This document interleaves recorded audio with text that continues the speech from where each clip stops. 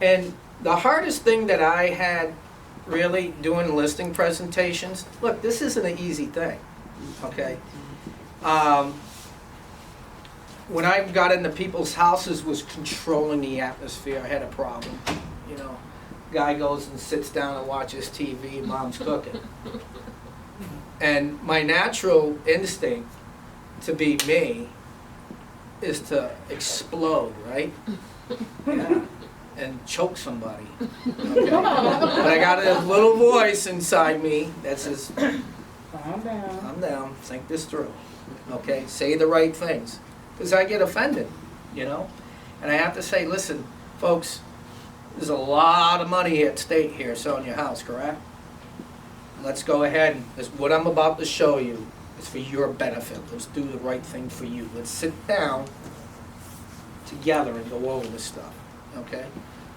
So it's not an easy thing, but if you do this enough, it actually becomes fun. And it's like prospecting. Nobody goes, oh, I want to call somebody on the phone and ask them for their business.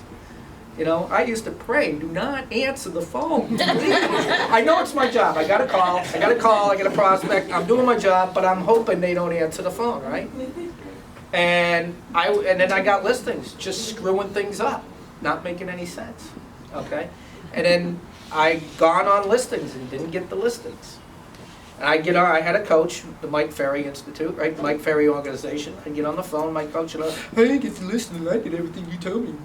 Did you ask him to sign a contract? Yeah, I'm sure I did. How many times? I don't remember. That's why I didn't get the listing. And you didn't do everything I told you to do. So, it takes, if you don't know how to swim, you got to get your butt in the water, all right? A little bit at a time, just keep doing it. Eventually, it's not a big deal, okay? It's not a big deal. All I'm doing is coming to their house and having a conversation. That's all we're doing, just having a conversation, okay? We're not there to have commission breath. Sign on the contract, sign on it, sign on it, you know? Pull out a switchblade. We're there just having a conversation, but we are persistent. We're not bullying. We're not being jerks, right? But we gotta be somewhat aggressive, not in a bad way. We gotta be persistent, right? Because if we don't, the other agent behind us is gonna get that listing. So if you do a great listing, you know, Bob, I really have to interview 2 more agents. I'll tell you what I'm gonna do. I have a great rapport with all the real estate agents in the area, okay? I'm gonna go ahead and call them up.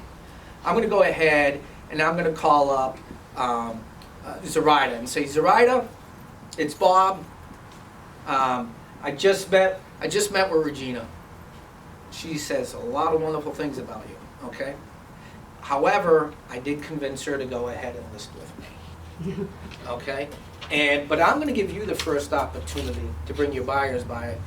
I'll have a lockbox on the door and the combination's 2313, okay? She says she thinks. Yeah, Regina says, that's cool, I don't have to call Zoraida. Zoraida's saying, I know where you live. I know where you park your car. So the price, commission, we want to think about it. I'm working with another agent.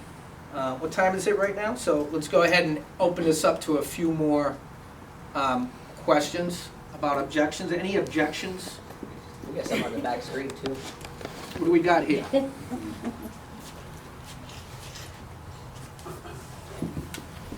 Okay. So there's a good, seller want to price a home too high. Okay, let's take a look. So there's another objection handler. These are Mike Ferries too. They're Mike Ferries. And if you go into, there is an objection handler, there's a 40 objections. It's in the back of your book. Okay, 40 objections, you can get into objections there, okay? It's in the back of your book. You can also go on MikeFerry.com and sign up. It's free. You'll get a bunch of emails, and you go to resources, and then you can go to scripts, okay? So how about if you go to a listing appointment and they owed a lot on their mortgage, and then once you brought the CMA, it was less than what they wanted, but they don't really need to move. They wanted to move only if they were gonna get a certain amount. Right, so that's a great question. So what happens is, when we, during the prospecting phase, okay, we're just simply asking questions. Okay, and one of the questions is, on the pre-qualification script, how much do you owe on the home? Well, it's none of your business. Oh, well, I don't mean to be nosy. The reason I'm asking is because I'm gonna provide you with a net sheet, pretty much what you expect to be making when the sale of your house is done. Well, I owe $125,000. Okay. Now, if I'm doing a CMA and I see that this house is worth $135,000, guess what? We got an issue. Can we still sell the home? Maybe. Look, dude, I'm going to prison. I need to sell. I need to sell, right? I'm about to be sued. I don't care if I make $5 on it, or I've been court ordered to sell. I'm getting divorced. I gotta sell. So I might have to, well, the reality is you gotta come to the table with some money. Okay? What sets you apart What's from all that? the other agents? What set me apart? It Okay, should that's be- great. Should be four, what we're nice about. What set me apart from the other agents, right? You know, one of the questions, I know those, I've done those in the beginning when I started, but with all the role playing I do, I role play with people all over the world, so my stuff through the years of 9 years of doing this has kind of changed a little bit. So what sets me apart from other real estate agents? Don't all real estate agents do the same thing? Don't all quarterbacks throw the same football? They throw it, do, but aren't some better than others? Right? So you can have a second string quarterback, or you can have a record-breaking Super Bowl winning quarterback, right? I'm that great quarterback, okay? We have good mechanics, we have crappy mechanics, we have excellent mechanics. I'm that excellent mechanic, okay? Whatever, your desired outcome is to net the most amount of money, correct? If I went to a doctor and he said, I went to 2 brain surgeons, I need this tumor removed. This one is an intern and he's done one on his own, not too bad, okay? He's gonna charge me $50,000. Now this is a life-making decision. The other one's gonna charge me, let's say $75,000, okay? But he has a track record of doing over thousands of these successfully, okay? My life is on the line, right? My desired outcome is what? To live. To live, right? All right? I'm gonna steal from you that extra $25,000 so I can pay for that doctor, right? I'm going to Ricky. Ricky, you gotta help me out, bro. Right?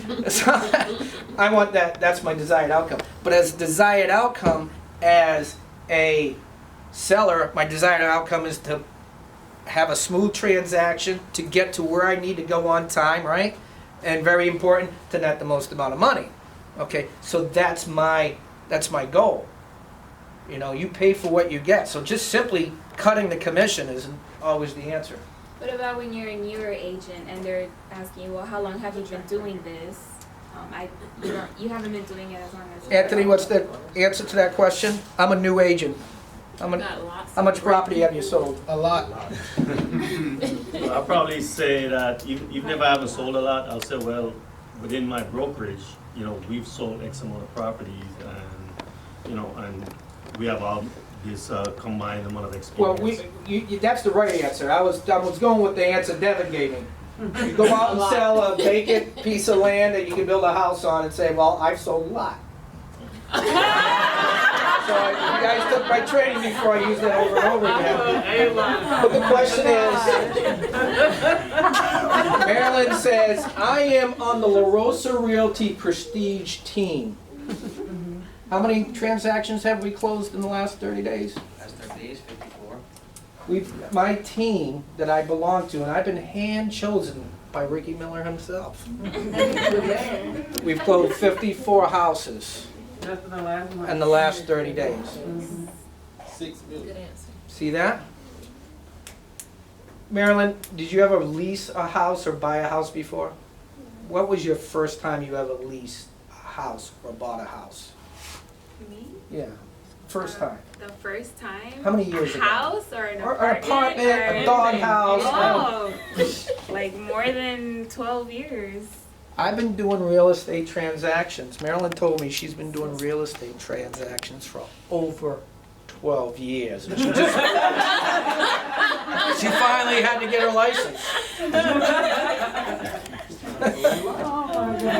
That's it. Just gotta have confidence. Fake it. You know, fake it till you make it. Show some confidence.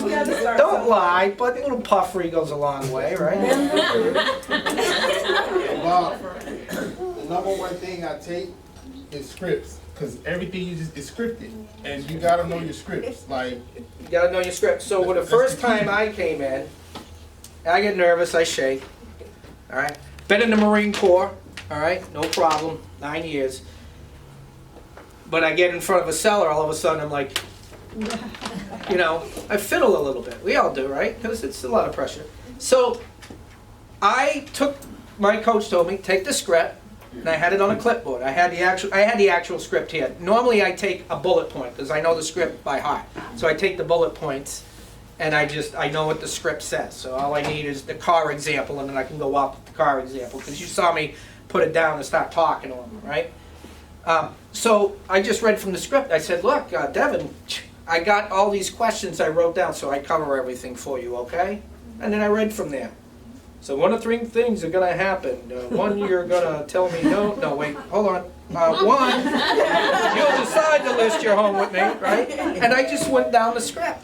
And I'll tell you, the magic in getting appointments on the phone really wasn't how good I was. Now it's important, because if you get better, you're gonna do better, right? Or how, when I went into the listing presentation, how well I did. I mean, it's important. You get better, you get more listings, right? But the real secret sauce was making a lot of phone calls in a short amount of time, okay? And going on listing presentations as much as I could. That was the secret. And it works everywhere I go. I knew real estate agents that, you know, if you really knew them, there was no way you would ever list a home with them. You wouldn't let them walk your dog, right?